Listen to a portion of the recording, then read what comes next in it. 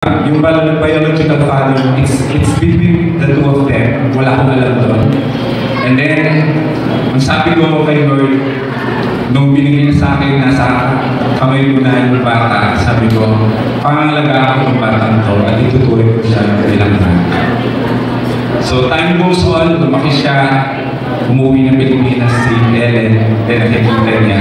So andun pa rin yung pinapakilala ko siya, this is your mom, I am your papi, and this is your mamita. And even Ram, I am calling Ram, kahit saan ko siya naroroon, I want him to talk to Subin because I want complete family for Subin. I had a chance to go in India last July because of training, and I was given a chance by my boss. Sabi niya, maybe June, instead of me going to India, it's you. It's because you have a business there. Maybe you could reach out with Subin's father because she's celebrating her 18th birthday. Then I tried to look for Ram.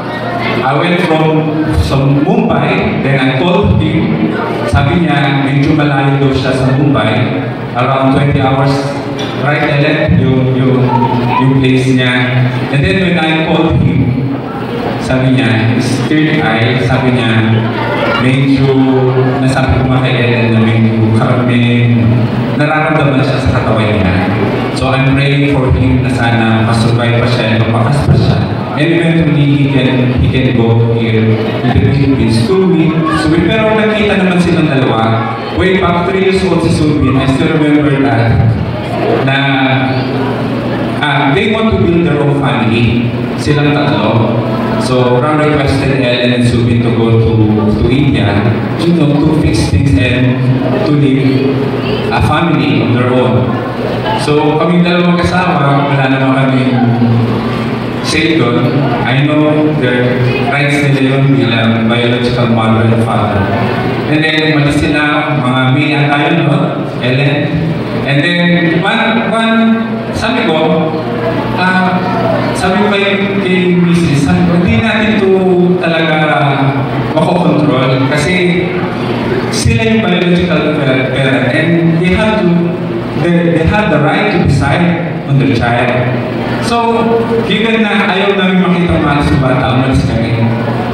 So, para hindi na lang ma-disturb yung bata habang umaalis. She was 3 years old then. And then, parang pinag-aralan ko kung paano para hindi kami masyado makita, medyo dinistasya ko din sa sarili ko. Then, later on, December 31, tumawag sa akin si Subin, sabi niya, Papi, sunduin mo ako dito. Oh, ba't kita susunduin siya? Nilalim niya, wala kang pamasahe. Hindi, andito ako sa airport. Diyan ako ni New Year, andito kami ni Mami. Then right then, tuntua ako. Pumunta kami sa airport, sundo sila dalawa. Then even my mom was so glad din na complete New Year namin. Then, yun nga, lumaki na si Subin with us. Then, nung nag-decide nga si Ellen na pumunta dito sa Panabo, ando na naman yung experience, siyempre may iwalay na naman sa aming bata. Bumalik na naman siya when she was 3 years old, naalis, tapos ando na naman yung separation anxiety ako. Actually, dinaamin ko sa lahat na meron akong separation anxiety. So, pinipili ko pa-survive. But, tinitignan ko sa Subin kung pumunta ako dito. Sabi ko, Lord, ito ba yung will mo? Ito ba yung will na gusto mo na mabago si Subin? Nakita ko dito yung support system niya.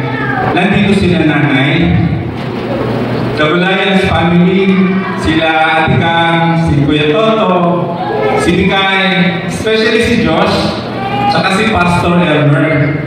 So, kinausap nila ako, then sabi ko sa kanila, I'm at peace now. Kasi alam mo kung bakit. Nung nasa program ko si Subin, I'm a Roman Catholic. Pag sinasama ko sa simbahan si Subin, parang hindi siya, iba siya, hindi siya nakikihalubilo sa amin. Ang sabi niya, I'm not a Roman Catholic papi. Sabi niya, born again ako. Okay, sige, if you're born again, hindi na kita sasama sa simbahan. So, doon ako natinag na kapag ang isang tao, sinasabi niya, this is the right way, ito dapat mong gawin.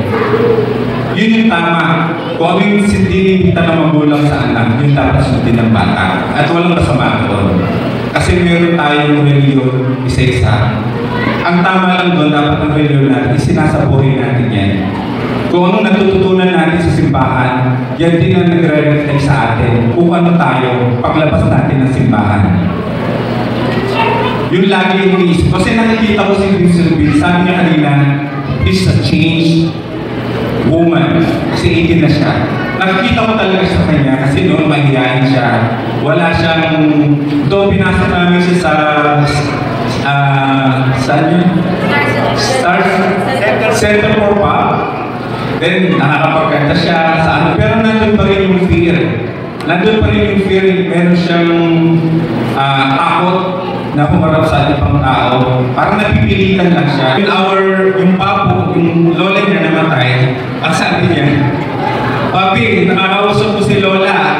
Oh, patay na si Lola. Di ba nakita mo, pinasok na dun sa kwarto niya. Asa nicho na.